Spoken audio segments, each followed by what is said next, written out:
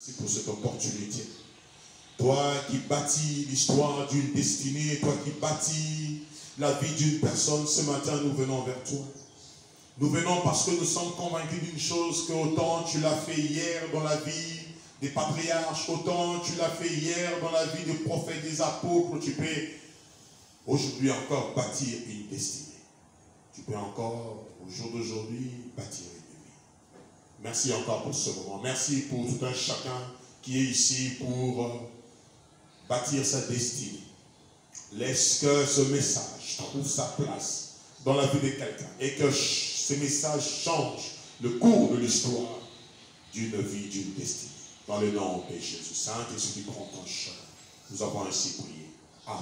Amen. Oui, ce matin, comme nous l'avions dit, nous avons ces sujets qui nous montent tant à cœur. Il envoya devant eux un homme, Joseph.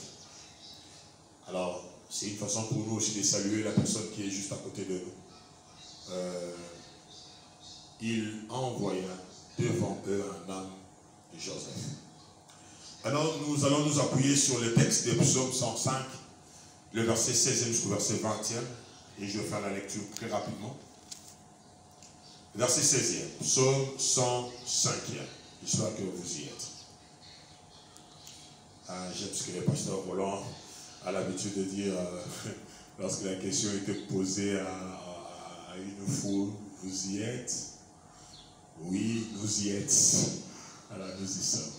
Ok, verset 16e. Il appela sur le pays la famine. Il coupa tout moyen de subsistance. 17. Il envoya devant eux un homme, Joseph fut vendu comme esclave. 18. On serra ses pieds dans des liens, on les mit au fer.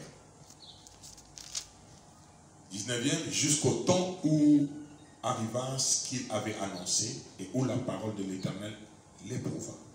20. Le roi fit ôter ses liens, le dominateur du peuple le délivra. Voilà, c'est quelques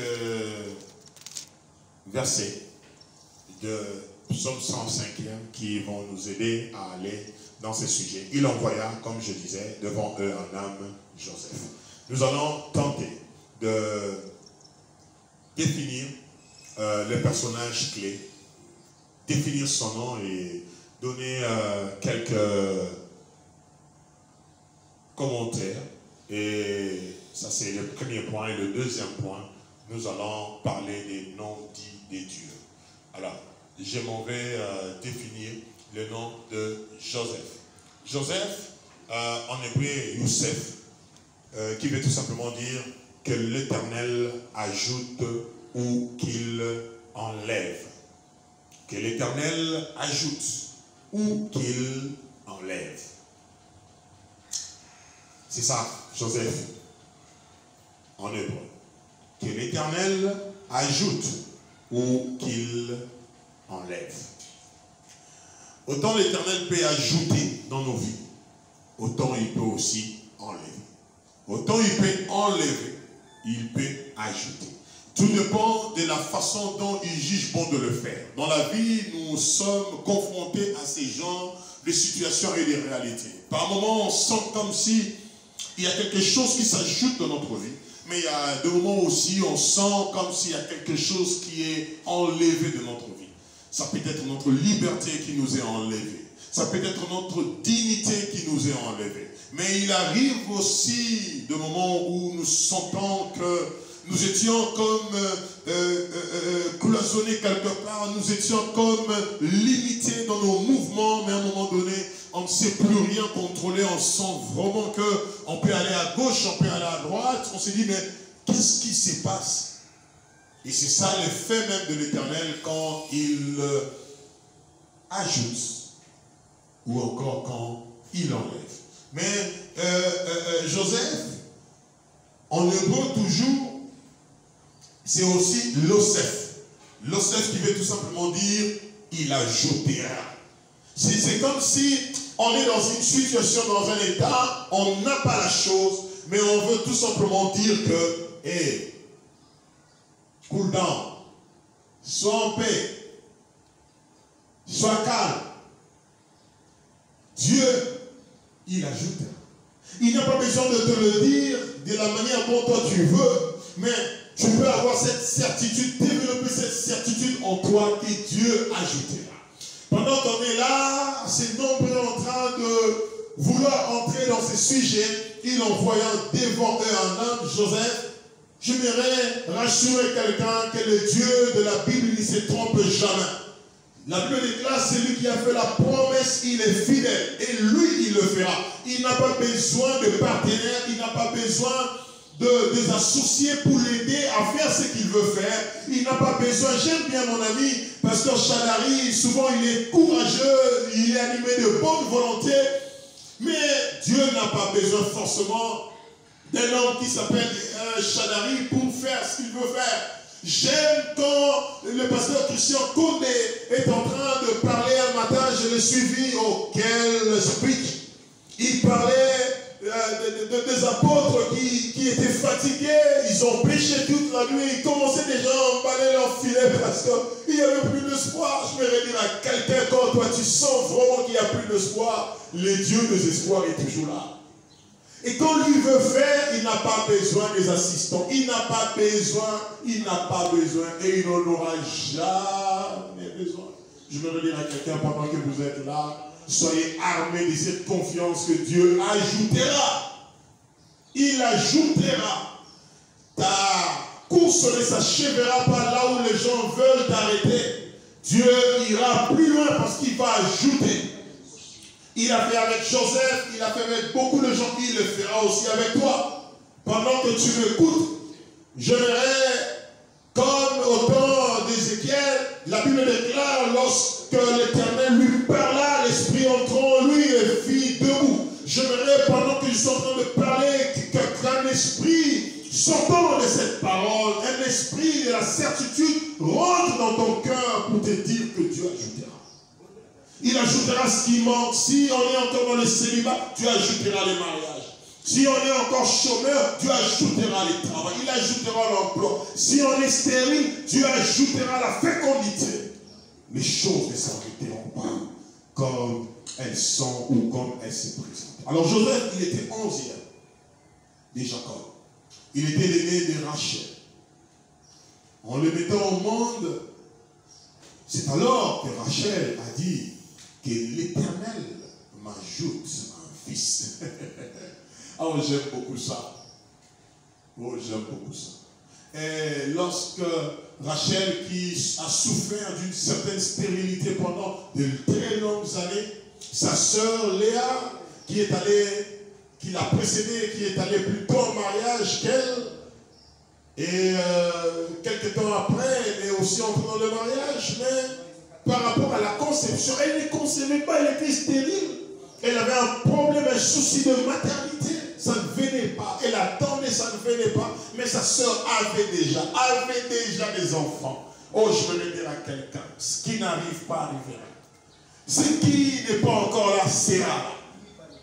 Alors, avec les temps, Rachel a eu Joseph. Et comme elle mettait au monde, elle a prophétisé pour dire que l'Éternel m'ajoute un fils. Je vais dire à quelqu'un, tu as la force, tu as la puissance de libérer ton futur. Tu as la capacité de dire des choses qui peuvent arriver demain ou après-demain.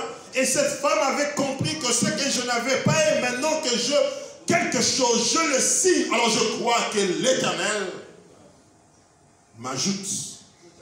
Il doit m'ajouter. Et nous savons dans l'histoire que Ben-Ami, Ben-Oni est enfin venu.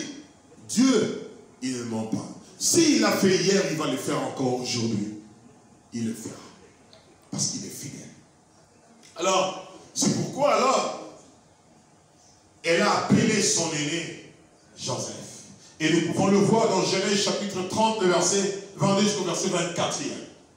Mais, ça ne s'arrête pas là. Joseph est né à Padan-Aram en Mésopotamie. 6 ans environ avant le retour de Jacob en Canaan, nous voyons comment est-ce que nous le présente dans Genèse chapitre 30, le verset 25, et nous aussi dans Genèse 31, le verset 41. Alors que Jacob avait entre 90 et 91 ans, ailleurs on dira 90 ans et 91 ans, Joseph fut né. Et non pas seulement Joseph fut né, mais Joseph était aussi son favori. Parce que c'est un fils qu'il avait eu dans la vieillesse de Rachel. Parce que Rachel était aussi cette femme que Jacob avait tellement aimée, tellement chérie. Il y avait tellement cette attente ardente, mais ça n'arrivait pas, mais en fin de compte, c'est quand même arrivé. 6 ans avant le retour de Jacob, c'est alors que Joseph arrive. Jacob, par le fait de manifester sa préférence paternelle à Joseph, a excité aussi la jalousie de ses frères qui étaient avancés en âge par rapport à lui. J'aimerais dire à quelqu'un, même si le temps est en train de tourner, ton nom continuera à parler pour toi. Même si tu es en train de te rendre compte que les choses ne marchent pas comme je le voulais, mais le nom de Joseph est resté une prophétie, est resté une parole qui a tout orienté. Quand il fallait enlever, Dieu a ajouté. Alors cette jalousie a amené ses frères plus loin. Ils se disent, nous devons enlever quelque chose. Mais avant qu'ils en arrivent là, la Bible nous parle comment est-ce que Joseph a eu affaire de rêve. Joseph a fait des rêves. Ne sachant pas que la jalousie était déjà là de ses frères, ne sachant pas que le moment n'était pas là de dire tout haut qu'il avait au plus profond de son cœur, il a quand même dit. Et quand il va le dire, cette jalousie va encore s'exciter, s'élever, augmenter dans les chefs de ses frères. Et c'est à 17 ans. À 17 ans, dans Genèse 37, on le voit, dans le verset 14, quand son père le voit prendre de nouvelles de ses frères, parce que ses frères étaient en berger, ils étaient partis. Alors, c'est comme ça que Joseph a quitté Hébron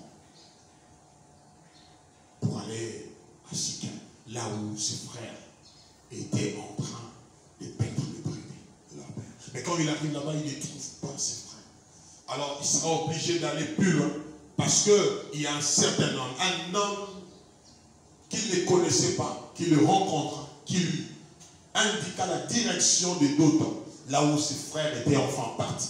Joseph va continuer sa course, va continuer son chemin, ne sachant pas que cette fois-là, c'était une sortie pour la destinée. Une sortie qui accomplit ce que nous sommes en train de dire. Il envoya un homme devant eux. Joseph ne savait pas que ce n'était pas seulement l'envoi de son père, mais c'était aussi Dieu qui l'envoyait vers une mission, vers l'accomplissement de quelque chose qui allait changer la vie de toute une famille, la vie de tout un peuple. Dieu, il a un divin maître. Dieu, il sait comment organiser les choses. J'aimerais ouvrir une parenthèse pour dire à quelqu'un, par moment, lorsqu'on nous envoie et que nous hésitons et que nous boudons, on peut rater l'opportunité de Dieu. Des fois, quand on nous envoie, peu importe notre niveau, peu importe notre rang social, mais quand on nous envoie, souvent, ça peut être l'envoi de Dieu.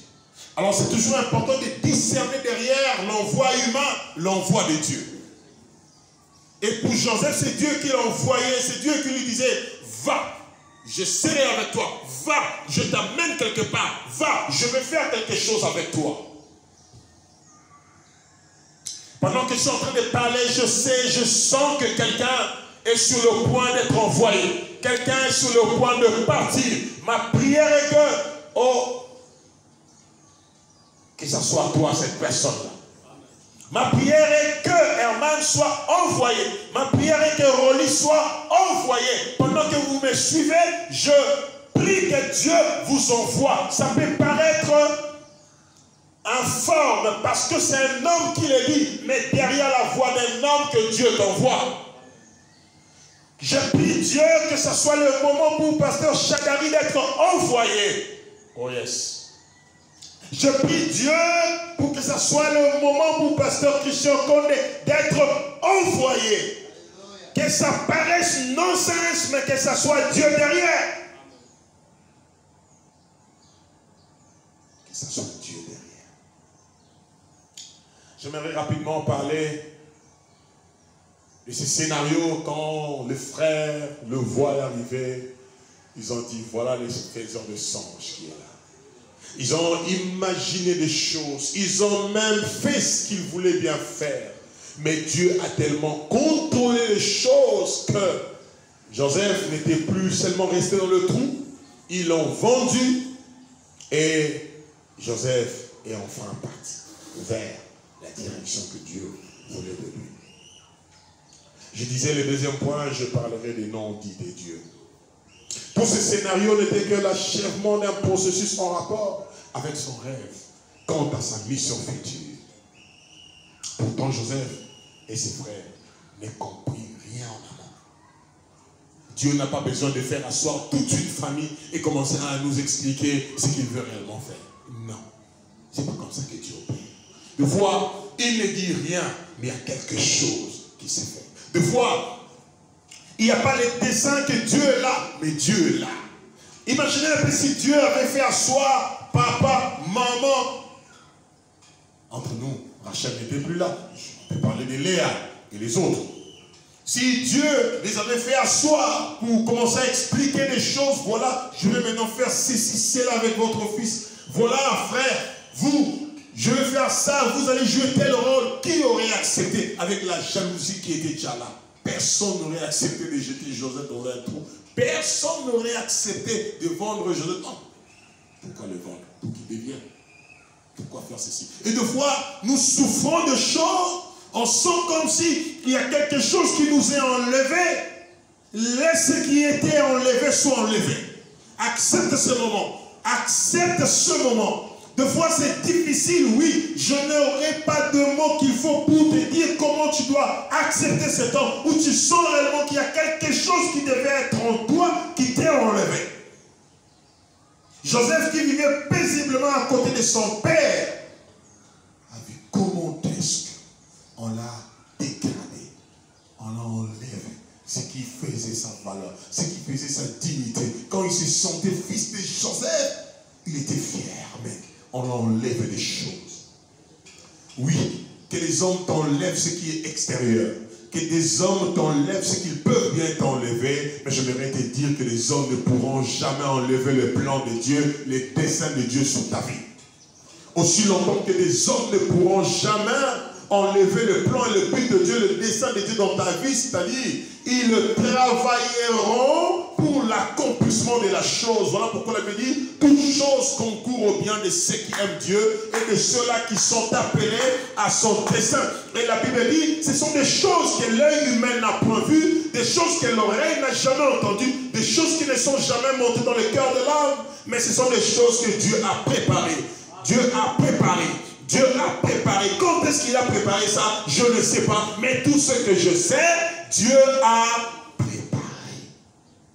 J'aime bien le fait.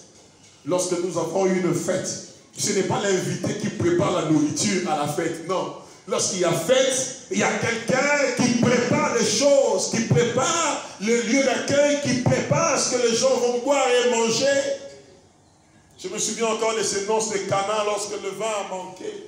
Pendant que tout le reste était là, insouciant, mais il y avait les préparateurs, l'ordonnateur de la fête, qui était là en mouvement. Il cherchait des solutions. Je prie ce matin, c'est que Dieu ne dorme pas parce qu'il ne dort jamais.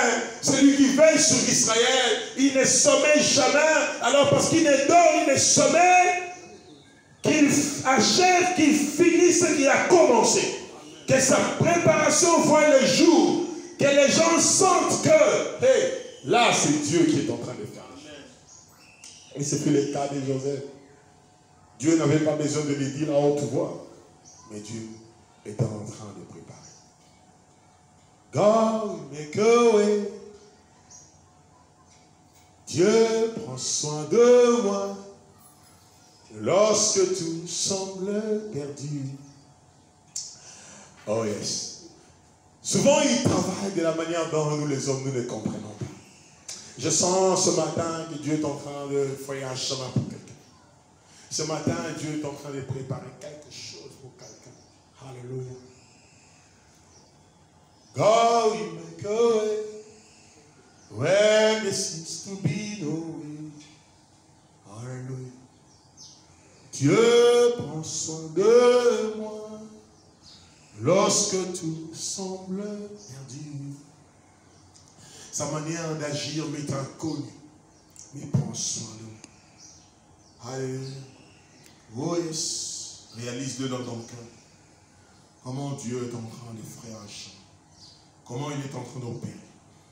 Alléluia. Sors de ces sentiments où tu penses que tu es vidé, que les choses ont été enlevées. Et tu en pleures, tu en souffres. Non, Dieu, il est au contrôle.